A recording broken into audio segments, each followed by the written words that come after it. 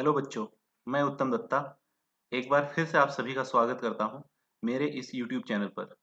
और आज मैं आपके लिए लेकर आया हूं एक्सरसाइज 3.6 के वो क्वेश्चंस जो स्टैंडर्ड फॉर्म में नहीं दिए जाते हैं और आपको पहले उनको स्टैंडर्ड फॉर्म में चेंज करना होता है और उसके बाद आप उसको सॉल्व कर पाते हैं। आइए स्टार्ट करते हैं। एक्सरसाइज 3.6 आप देख सकते हैं आपके स्क्रीन पे क्वेश्चन नंबर 1 है।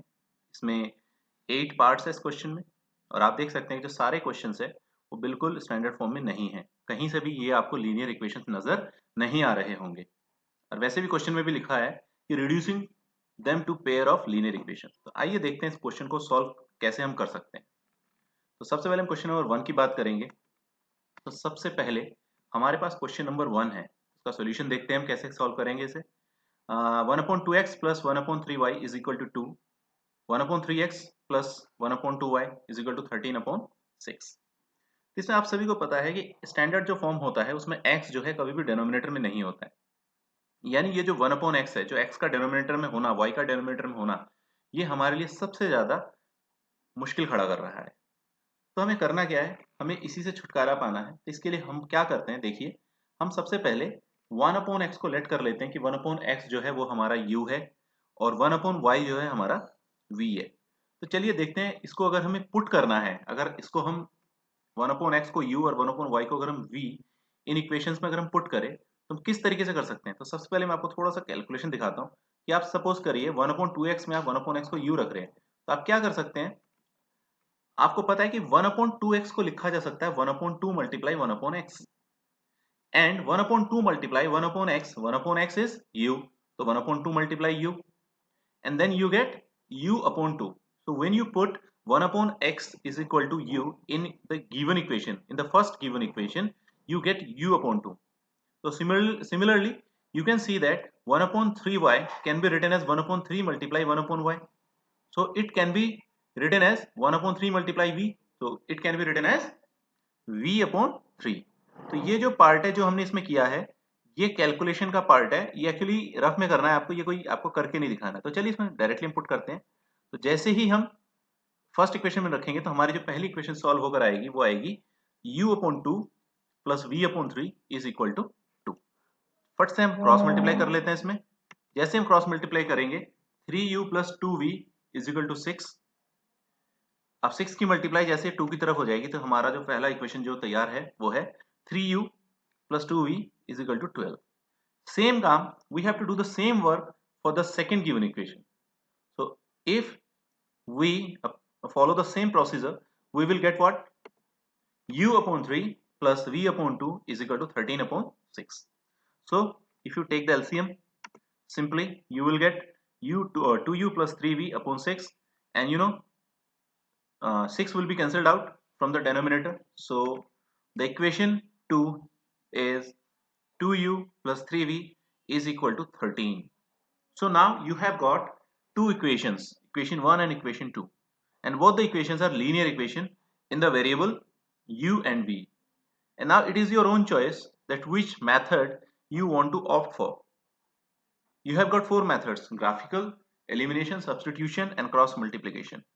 The most convenient method is elimination method. So I'm just going to apply the same method in each and every question. It is your choice. If you think that substitution method is easy for you, then definitely you can apply substitution method to solve these pair of linear equations also.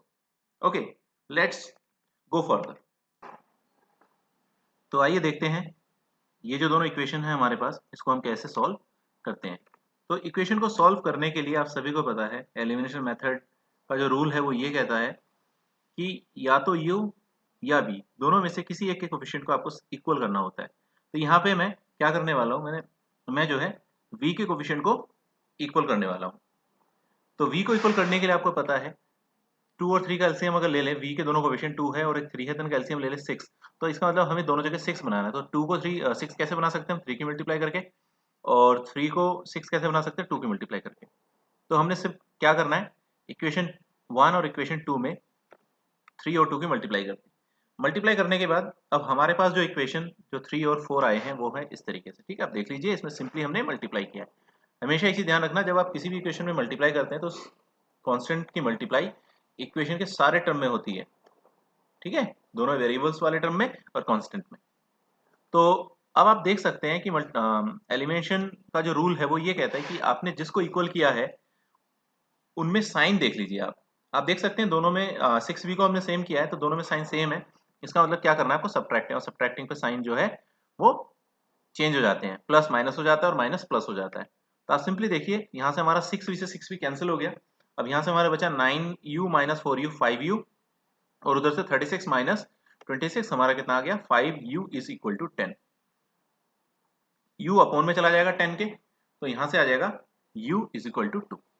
अब आपके पास choice है, ये जो u की value है ये आप चाहे इक्वेशन 1 में रखिए या 2 में रखिए या 3 या 4 किसी में भी। लेकिन आपको पता है 3 और 4 थोड़ा सा थोड़ी बड़ी इक्वेशन है, इससे अच्छा है कि बेटर है कि you just put the value of u in equation 1 और 2। तो चलिए 1 में रखते हैं, putting u is equal to 2 in equation 1। तो इक्वेशन 1 में जहां पर भी u है उसकी जगह पे 2 रख दीजिए, तो 3u, तो 3 इंटू 2 और plus 2v is equal to 12। तो 3 2 जा 6 plus 2v is equal to 12। 6 उधर जाके माइनस हो जाएगा तो 2v इज इक्वल टू 6 बचेगा, 12 माइनस 6 6 हो गया, 2 अपॉन में जाएगा तो v इज इक्वल टू 3 आ गया। अब यहाँ पर क्या है, हमारे पास u की वैल्यू 2 आ गई और v की वैल्यू 3 आ गई। लेकिन आप सभी को पता है कि जो हमारा जो क्वेश्चन था वो x और y में था, तो हमारा आंसर u और v में नहीं आ सकता। इसका मतलब हमें वापस क्या करना पड़ेगा, इसको चेंज करना पड़ेगा, u और v की हेल्प से हमें फिर से x और y की वैल्यू फाइंड करनी पड़ेगी। तो आप सभी को याद है ये u और v की वैल्यू थोड़ा याद रखना, u की वैल्यू 2 है और v की वैल्यू 3 है। नेक्स्ट स्लाइड में जैसे हम जाएंगे तो हम सभी को पता है कि हमने 1 अपॉन x को u लेट किया हुआ था, और आपको पता है कि अभी u की वैल्यू हमारी कितनी आई थी 2। तो हमने क्या किया, u की जगह 2 रख दिया। तो यहाँ से जैसे हम क्रॉस मल्टीप्लाई करते हैं तो यहाँ से हमें x इक्वल टू क्या मिलता है 1 अपॉन 2 मिल जाता है। ठीक है, आप सभी को समझ में आ गया होगा। अब इसी तरीके से हमने 1 upon y is equal to v let किया हुआ था, तो यहाँ पे हम v की वैल्यू क्या रख देते हैं 3, क्योंकि v की वैल्यू 3 निकल के आई थी। तो यहाँ से जब जैसे हम सॉल्व करते हैं तो यहाँ से हमारे पास y की वैल्यू आ जाती है 1/3। तो x is equal to 1/2 and y is equal to 1/3 is our answer. ठीक है, चलिए इसका सेकंड पार्ट सॉल्व करते हैं। सेकंड पार्ट में भी देखिए आप, इसमें रूट x आ गया, तो आप इसमें क्या काम कीजिए, रूट x यानी 1/√x को आप u मान लीजिए एंड 1/√y को आप v मान लीजिए। तो जैसे ही आप इसे लेट करते हैं, लेट करके जैसे आप उसे रिप्लेस करेंगे, तो इस बार ध्यान रहे कि इस बार जो कांस्टेंट 2 है वो 2/√x है, तो 2 ऊपर है, तो इस बार ये बनेगा 2u plus 3v is equal to 2। और इसी तरीके से जो आपकी जो सेकेंड इक्वेशन है वो बन जाएगी आपकी 4u minus 9v is equal to -1। अब आपको क्या करना है, दोनों इक्वेशन में आप या तो u को इक्वल कर लो या v को इक्वल कर लो। मैं इसमें v को इक्वल कर रहा हूं क्योंकि मैं ये देख रहा हूं कि v में जो है साइन डिफरेंट है, तो एडिंग में दोनों कैंसिल आउट हो जाएंगे, तो मेरे लिए थोड़ा सा आसान रहेगा। तो इक्वेशन 1 में अगर आपको v को 3 इक्वल करना है, तो इक्वेशन 1 में v के साथ क्या 3 और इक्वेशन 2 में v के साथ 9 है, तो 3 को 9 कैसे कर सकते हैं, इक्वेशन 1 में आप 3 की मल्टीप्लाई कर दीजिए। तो जैसे इक्वेशन 1 में आप 3 की मल्टीप्लाई करेंगे तो 3 2 जा 6u प्लस 3 3 जा 9v इज इक्वल टू 3 2 जा 6। अब देखिए इक्वेशन 1 जो है वो कन्वर्ट होकर इक्वेशन 3 बन गया, तो उसमें इस बार 9v बन गया। कोई बात नहीं, आप इक्वेशन 2 को इसके नीचे लिख लीजिए। अब आप देख सकते हैं दोनों में सेम है, तो एडिंग पे ये कैंसिल आउट हो जाएंगे। तो जैसे हम एडिंग करेंगे ये कैंसिल आउट हो गए, इधर से हमारा क्या आया 6u plus 4u is equal to 10u और is equal to 6 minus 1 that is 5। तो यहाँ से हमारे पास u की वैल्यू कितनी मिल जाती है 1/2। बिल्कुल सही बात है। अब ये जो u की वैल्यू 1/2 है ये इक्वेशन 1 में पुट कर दीजिए। तो 2u plus 3v is equal to 2 जो इक्वेशन 1 है उसमें u की जगह पे 1/2 रख दीजिए। चलिए, तो जैसे हम u के प्लेस पे 1/2 पुट करते हैं तो 2 से 2 कैंसिल आउट हो जाता है, 1 plus 3v is equal to 2 बचता है। तो 3v इज इक्वल टू हमारे पास आ जाता है 2 माइनस 1 दैट इज 1। तो v की वैल्यू हमारे पास आ जाती है 1/3। बिल्कुल सही बात है, यहाँ तक कोई डाउट नहीं है। अब आपके पास पता है कि u की वैल्यू 1/2 है और v की वैल्यू 1/3 है, कोई बात नहीं। आप लिखिए, आपने 1/√x को क्या लेट किया था u, तो u के प्लेस पे u की वैल्यू रख दीजिए जो आप निकाल के लाए हैं, दैट इज 1/2। जैसे आप क्रॉस मल्टीप्लाई करते हैं तो यहाँ से आपको √x इक्वल टू 2 मिलता है, और आपको पता है कि रूट को जब आप उधर लेके जाएंगे तो स्क्वायर हो जाएगा, या आप ऐसा कर लीजिए कि आप स्क्वायरिंग बोथ साइड्स कर लीजिए, तो डेफिनेटली x इक्वल टू आपको क्या मिलने वाला है 4। अब दूसरी चीज 1/√y को क्या लेट किया हुआ था आपने v, और v के प्लेस पे कितना आ गया 1/3। क्रॉस मल्टीप्लाई करिए तो रूट y की 1 में मल्टीप्लाई होगी 1 और 1 की 3 में होगी 3, तो यहाँ से y की वैल्यू कितनी आ जाएगी 9। तो ये आपका आंसर है y is equal to 9 and x is equal to 4। आइए अब हम इसके थर्ड पार्ट की ओर चलते हैं। अब ये रहा हमारे सामने इसका थर्ड पार्ट। थर्ड पार्ट में कोई ज़्यादा मुश्किल नहीं है। इसमें देखो y, सबसे पहली बात तो जो y वाला टर्म है वो आपके लिए प्रॉब्लम क्रिएट नहीं कर रहा है। क्रिएट कौन कर रहा है? x, क्योंकि वो डिनोमिनेटर में आ गया। इसीलिए आप सिर्फ इसमें काम कीजिए, 1/x को u लेट कर लीजिए, y को लेट करने की कोई ज़रूरत नहीं है। तो जैसे आप 1/x को u लेट करेंगे तो आपको 4 इंटू 1/x और u यानी 4u plus 3y is equal to 14, और जो सेकंड इक्वेशन आ जाएगी वो आपकी आ जाएगी 3u minus 4y is equal to 23। इसमें हम एक काम कर लेते हैं, y को इक्वल कर लेते हैं 3 और 4, यानी 1 में आप कर दीजिए 4 की मल्टीप्लाई और 2 में कर दीजिए 3 की मल्टीप्लाई। तो जैसे आप करेंगे इनकी मल्टीप्लाई तो आप देख सकते हैं, जैसे आप इक्वेशन 1 में 4 की मल्टीप्लाई करेंगे तो ये बन जाएगा, और इक्वेशन 2 में 3 की मल्टीप्लाई करेंगे तो ये बन जाएगा। तो आपको पता है आपने जिसको इक्वल किया है उसमें साइन डिफरेंट है, और अगर डिफरेंट साइन होते हैं तो एडिंग पे ये कैंसिल आउट हो जाएंगे। तो जैसे आप ऐड करोगे 16u प्लस 9u 25, और इधर से 125 ऑन एडिंग हो गया, तो u की वैल्यू निकल के आ गई 5। अब ये जो u की वैल्यू 5 है, ये इक्वेशन 1 या इक्वेशन 2 किसी एक में आप पुट कर लीजिए। तो इसमें हमने किसमें पुट कर दिया? इक्वेशन 1। इक्वेशन 1 हमारा था 4u plus 3y is equal to 14, तो u के प्लेस पे 5 आ गया, that is 20 plus 3y is equal to 14 हो गया। तो 3y is equal to 14 minus 20, that is minus 6। तो y की वैल्यू कितनी आ गई? -2। अब अगर y की वैल्यू -2 आ गई तो y तो डायरेक्टली निकल ही गया हमारा। अब y की वैल्यू कैसे करेंगे? अब x कैसे निकालेंगे? आप सभी को पता है कि 1/x को आपने u माना हुआ था, तो 1/x इक्वल टू u, और u कितना था आपका? 5। तो यहाँ से क्रॉस मल्टीप्लाई करते हैं आपको x कितना मिल जाएगा? 5। तो इसका आंसर है y is equal to -2 and x is equal to 1/5। ये हमारा थर्ड पार्ट था। चलिए अब हम इसके फोर्थ पार्ट की तरफ बढ़ते हैं। आपको इस बार देखकर ही पता चल गया होगा आपको क्या लेट करना चाहिए। आप 1/x-1 को u लेट कर लीजिए और 1/y-2 को v लेट कर लीजिए। और चलिए देखते हैं ये जो दोनों इक्वेशन है वो कन्वर्ट होकर किस तरीके से बन जाता है। वो 5u plus v is equal to 2 और 6u minus 3v is equal to 1 में कन्वर्ट हो गया। और ये जैसे ही इसमें कन्वर्ट हो गया, आप इक्वेशन 1 में v को सेम कर लीजिए, क्योंकि वहाँ 1v है और इसमें 3v है, तो इसमें 3 की मल्टीप्लाई कर लीजिए इक्वेशन 1 में, तो वो 3v बन जाएगा। और इक्वेशन 2 जो है वो हमारा ये है। तो जैसे ही हम इसको सॉल्व करेंगे, एडिंग करेंगे, तो माइनस और प्लस सेम हो गए, कट गए ये दोनों।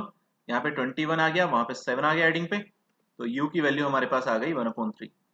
अब u की वैल्यू पुट कर दीजिए इक्वेशन 1 में, तो 5u plus v is equal to 2 है, यानी 5u, u की जगह 1/3 आ जाएगा, और जैसे u की जगह 1/3 आ जाएगा तो ये सॉल्व होके आएगा 5/3 plus v is equal to 2। तो यहाँ से ये 2 में से माइनस हो जाएगा और कितना बचेगा? 1/3। अब आपके पास u की वैल्यू भी है और v की वैल्यू भी है, तो u और v की वैल्यू की हेल्प से आप x और y निकाल सकते हैं। कैसे?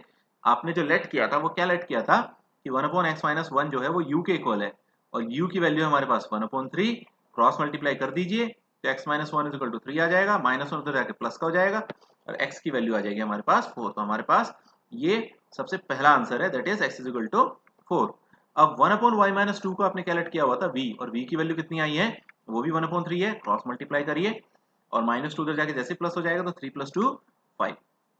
तो इस तरीके से हमारे पास जो आंसर आया that is x is equal to 4 and y is equal to 5।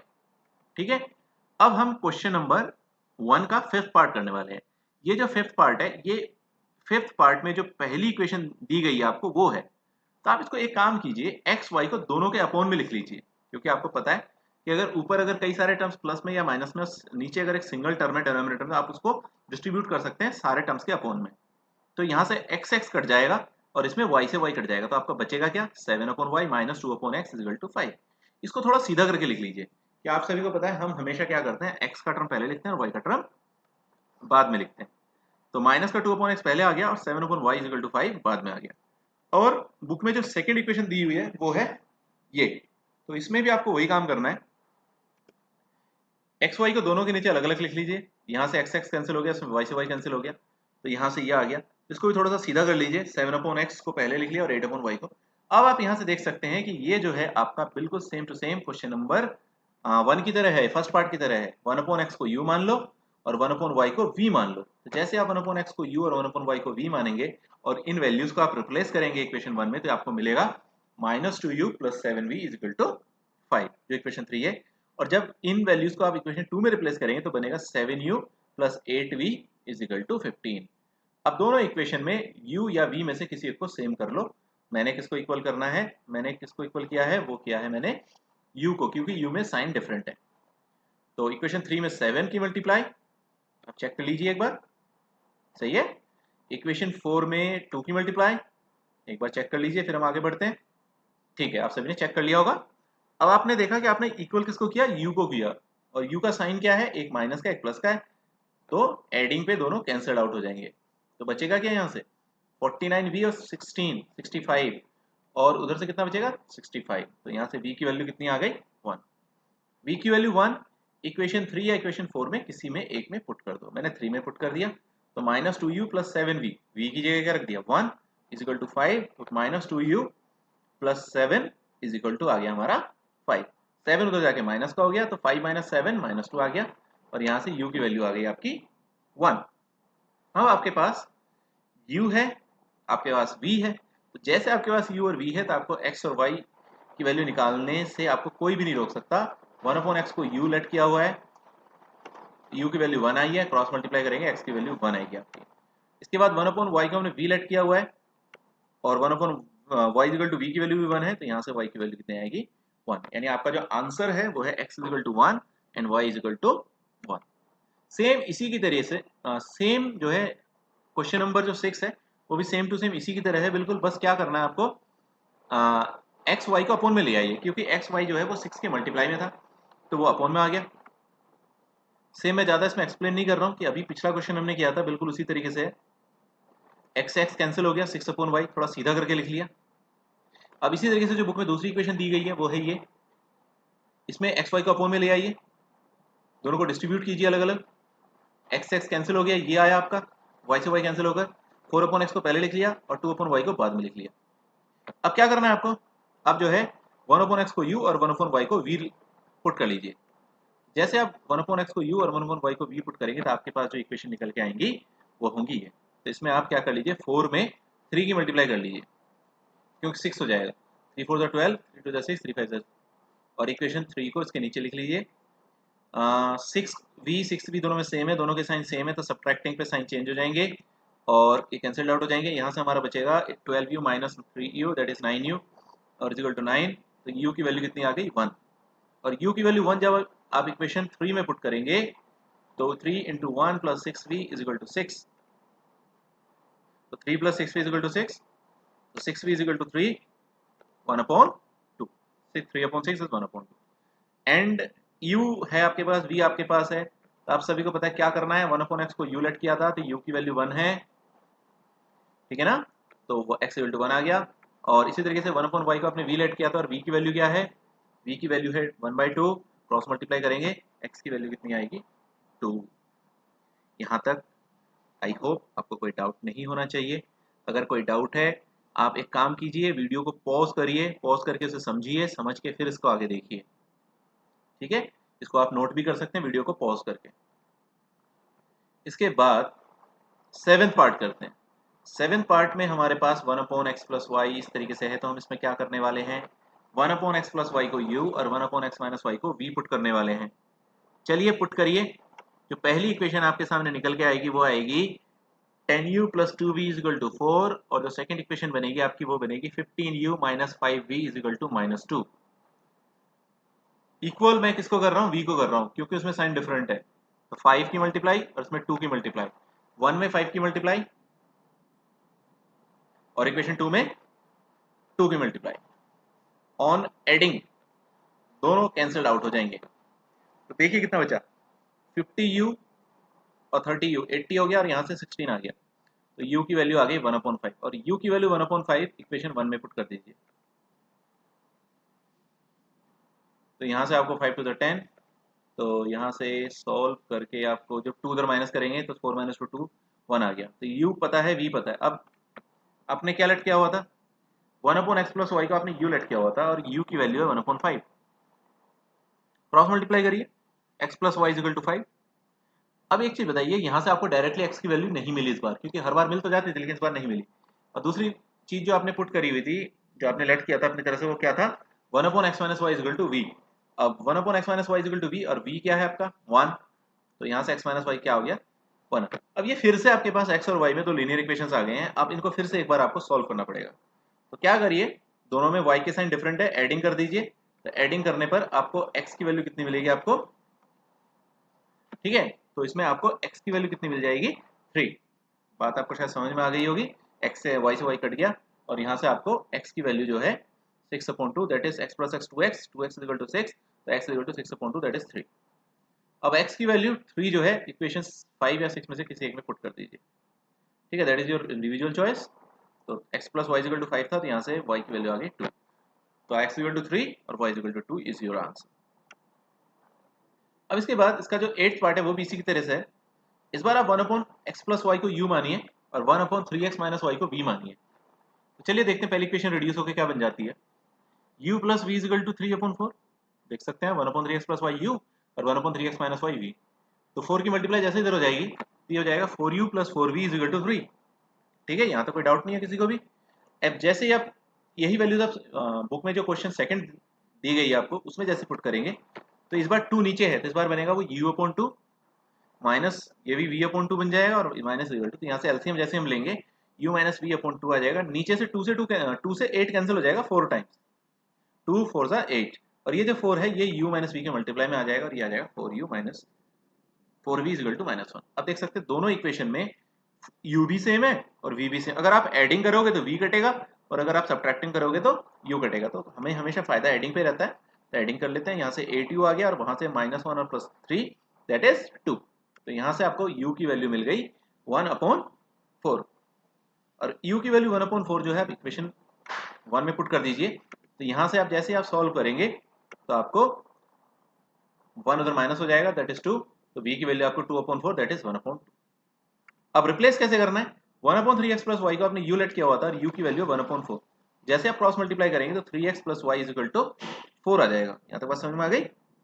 और जो दूसरी चीज हमारे पास है 1/3x minus y is equal to v की वैल्यू है 1/2, cross multiply 3x minus y is equal to 2। अब ये जो इक्वेशन 3 और इक्वेशन 4 है इनको फिर से एक बार सॉल्व कीजिए।